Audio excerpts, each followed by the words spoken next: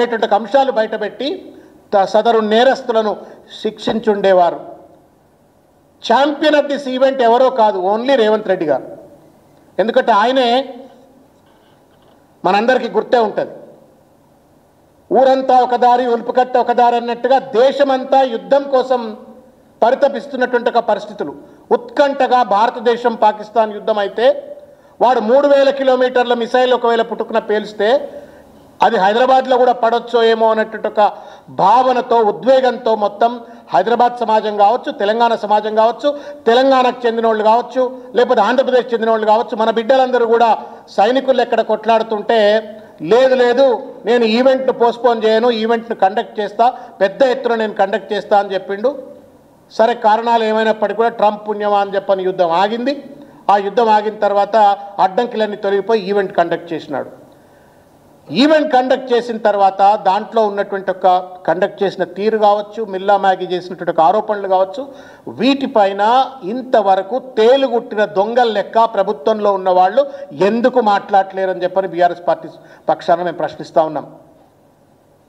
Is this not moral responsibility of the government? చెప్పండి. ఆమె ordinary persona? She is not an ordinary person. England లాంటి ఒక ప్రతిష్ట కలిగినటువంటి ఒక అంతర్జాతీయ ఈవెంట్కు ఆవిడ పార్టిసిపేట్ అవుతే she is not less than any state international guest. She is a state guest. అంటే రాష్ట్రానికి సంబంధించిన, దేశానికి సంబంధించిన అన్ని ప్రోటోకాల్స్తో ఆవిడను గౌరవించవలసినటువంటి ఒక బాధ్యత, నిబద్ధత ఈ ప్రభుత్వానికి ఉండాల్సి ఉండే. ఎవడు పడితే వాడు ఎందుకు ఈ బ్యూటీ కంటెస్టెంట్స్ దగ్గరికి పోయినారు? ఎవరి దగ్గర పడితే వాళ్ళ దగ్గర ఈ బ్యూటీ కంటెస్టెంట్స్ను ఆట వస్తువుల లెక్క వాళ్ళ టేబుళ్ళ మీద కూర్చోబెట్టినారు. ఆ అమ్మాయి ఒక మాట అంది. నేను కామన్ సెన్స్తో నేను మాట్లాడుతున్నటువంటి ఒక మాటను పరిగణలోకి తీసుకోవాలని చెప్పి నేను విజ్ఞప్తి చేస్తూ ఉన్నాను. They treated me like prostitute అని చెప్పాను. అది is this not a shame on Telangana? Is this not humanity on shame on India? ఇంతకంటే దౌర్బల్యం ఉంటుందా? ఒక ఒక ఒక ఒక విదేశీ వనిత, నాకు రక్షణ ఉంటుంది, ఇక్కడ గౌరవం ఉంటుంది, ఎత్ర నార్యస్తు పూజ్యంతే రమంతే తత్ర దేవత అనేటువంటి ఒక భారతదేశానికి నేను పోతున్నా అని చెప్పని వస్తే నన్ను వ్యభిచారిగా చూసిండ్రు అని చెప్పని ఆ తల్లి పోయి అక్కడ మాట్లాడితే is this not a slap on the face of mister Revanth Reddy government? చెప్పపెట్టు కాదా ఇది? ఇంత పెద్ద ఎత్తున ఆరోపణలు వచ్చిన తర్వాత తేలుగుట్టిన దొంగల లెక్క ముఖ్యమంత్రి ఈ ఈవెంట్ గురించి 100 సార్లు మాట్లాడిండు కదా. లెంపలేసుకొని అమ్మ తప్పైపోయింది, మేము సరిగ్గా ఆర్గనైజ్ చేయలేకపోయినామని చెప్పని కనీసం క్షమార్పణ అని చెప్పే ప్రయత్నం చేసిండ్రా? లేదు. ఎంక్వైరీ ఏమైనా కండక్ట్ చేసిండ్రా? తెలియదు. ఎఫ్ఐఆర్ ఏమైనా రిజిస్టర్ చేసిండ్రా? లేదు. దొంగలే ఉన్న వాళ్ళని బయటికి పట్టుకొచ్చిండ్రా? లేదు. ఎక్కడికక్కడ చడి చప్పుడు లేకుండా ఇవాళ ఎవరిని కాపాడడానికి రేవంత్ రెడ్డి గారి ప్రభుత్వం వ్యవహరిస్తుందో బీఆర్ఎస్ పార్టీ పక్షాన మేము నిలదీస్తూ ఉన్నాం. This is not a family affair of Revanth Reddy.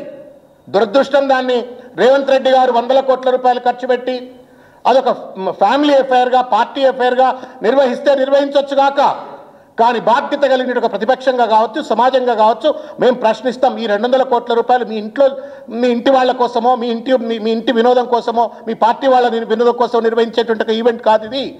రాష్ట్ర ప్రతిష్ట, దేశ ప్రతిష్ట ఇనుమడించేటువంటి ఒక రీతిలో వ్యవహరించమంటే మొత్తం దిగజార్చే రీతిలో వ్యవహరించినట్టు వైఖరిని తీవ్రంగా బీఆర్ఎస్ పార్టీ పక్షాన మేము ఖండిస్తూ ఉన్నాం. ఇవాళ ఏం చెప్పినాడండి రేవంత్ రెడ్డి?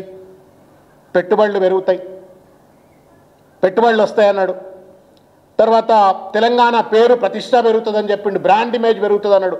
ఇన్వెస్ట్మెంట్స్ వస్తాయి, బ్రాండ్ ఇమేజ్ పెరుగుతుంది, మహిళా సాధికారత వస్తుంది, దాంతోపాటు మొత్తం భారతదేశానికి కూడా ప్రతిష్ట వస్తుందని చెప్పిండు.